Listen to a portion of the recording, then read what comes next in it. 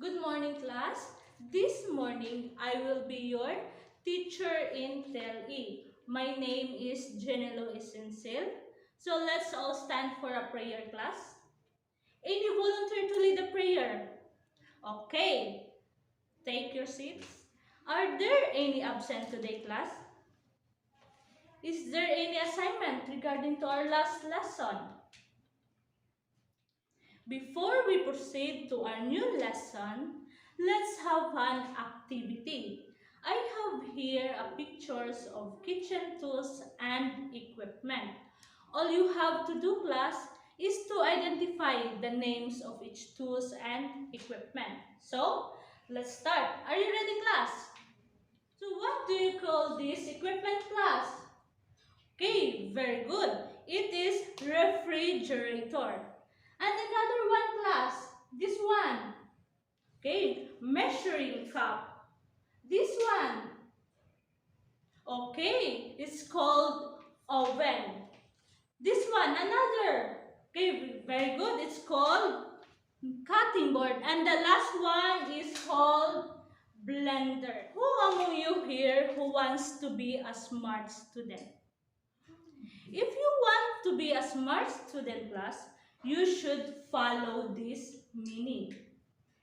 S for silent, M for move properly, A for active, R for raise your hand if you want to answer, and letter T, think wisely. Did you understand, class? Can I expect all that from you, class? Okay, very good. This time, I have here a video presentation. All you have to do, class, is to listen carefully and observe properly. Because afterwards, I will ask you a question regarding to this video. Are you ready? Vita muna. Shaggedy, shaggedy, Uy, sali ako! Shaggedy, shaggedy, shapo. Shaggedy, shaggedy, shapo. Shaggedy, shaggedy, shapo.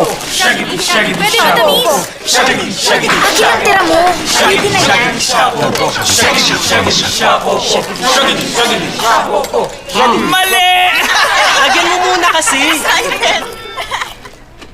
Sorry, boss. Ulit na lang. Kahit ano pwede. Tara, Vita.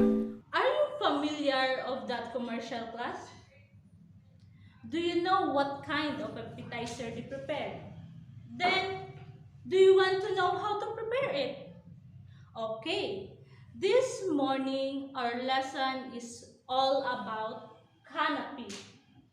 We will know how to prepare a canapé. But before that, let us read first our intended learning outcome. Kindly read, class. Who among you here has an idea about canapé? Okay, very good. Canapé is a bite, open-sized sandwich, consists of tiny portion of food presented on bases of bread, toast, or pastry, easily handled and eaten. Canapé is an appetizer. Appetizer are usually served before meal to induce and stimulate our appetite. In making canapé, class, you can create your own combination of color, texture, design, and crispiness. But before that, let us discuss the three parts of canapé. The three parts of canapé, first is base. Second is spread. And the third is garnish. First, we will discuss the base. Base hold the spread and garnish. Base is a cracker and a toasted bread that gives pleasant texture and crispiness of the canapé. Samples of canapé bases are bread cutouts, crackers, tiny biscuits, and pancakes. And the second part of the canapé is called spread. Place on the top of the base so the garnish stick to it without falling off. There are 3 types of spread. First is flavored butter. Flavored butter is made from softened butter. And the second one is flavored cream cheese. It is made from butter. It is a mixture of cream and butter, but cream cheese can be substitute of butter. And the last one is meat or fish salad spread. It is made from meat and fish that finely chopped. The season should be checked carefully because it makes the canapé more appetizing. And the last part of the canapé called garnish. Any food items placed on the top of the spread, which is usually gives color design of a canapé. Food items use garnish canapés. First is vegetable. Example for vegetable, cucumber, carrots, cabbage, olives, and many more. And the next is fish. Example for fish, tuna flakes, sardines, salmon, and etc. And also meat. Example for meat, ham, chicken or turkey, and roasted beef. And the last is cheese or hard-cooked egg slices. So let's proceed. I will demonstrate to you on how to prepare a canapé. You will observe properly, class, because afterwards you will create or prepare a canapé. But before that, let me show you the ingredients, tools, and PPE or personal protective equipment. For the ingredients, 1/4 cup of tuna flakes. Next is 1/8 cup of mayonnaise. Next is dash of salt. Next, dash of pepper powder. Next is cheese slices, cabbage slices, and the last one is the biscuit. So for the tools, so we will prepare a mixing bowl, plate, and a spoon. So for the PPE or personal protective equipment is gloves, hairnet, and apron.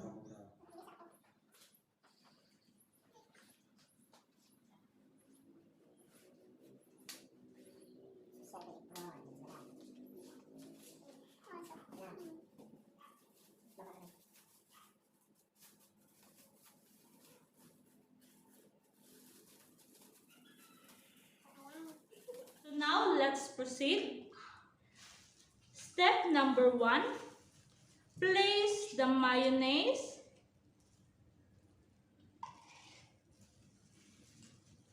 tuna flakes,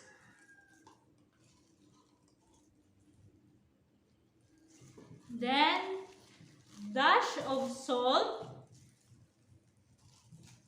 then dash of pepper powder, then the cabbage.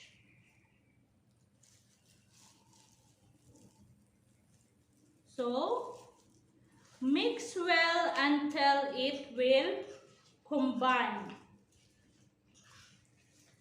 Be sure, class, that one of your ingredients is spicy so that your canapé is more appetizing, such as pepper powder. So, we are done for our spread. Step number 2. Place the biscuit in a clean and dry plate. Then put the spread at the top of the base or top of the biscuit. So, we have done. Step number 3. Put a cheese So we will put a cheese at the top of the spread as a garnish. Keep it simple, class, because more simplicity is more attractive one than extravagant. So be sure, class, that your canopy hold together and do not fall apart in the hand of your customer or your guest. Then the last step is then serve it to your guest. When you are serving it, arrange it carefully and attractively. So now, I am done discussing to you the three parts of the canopy. So before we will proceed to our discussion, I have here some questions.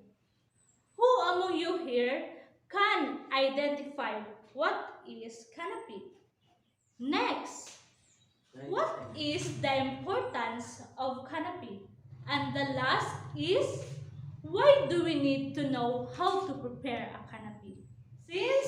Since I am done preparing how to prepare a canopy, so this time you will make a canopy. You will prepare a canopy. As you can see in the table, class, there are trays. Inside of the trays are ingredients, tools, and PPE needed for preparing canopy. I will give you 5 minutes to prepare. After you prepare, put your output in the table and then choose one representative to your group to present your output. Your output will be rated based on the scoring rubrics of canopy. Kindly read, class. Are you ready, class? Okay, let's start. The time starts now. So this is the output for group 1. They called it on the top canopy.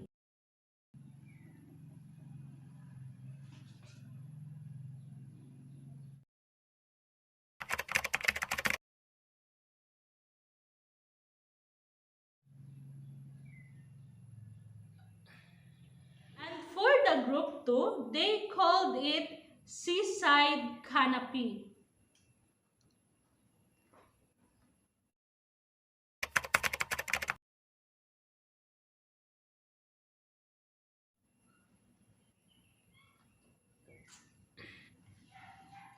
And for the last group, they called it tuna flakes canopy.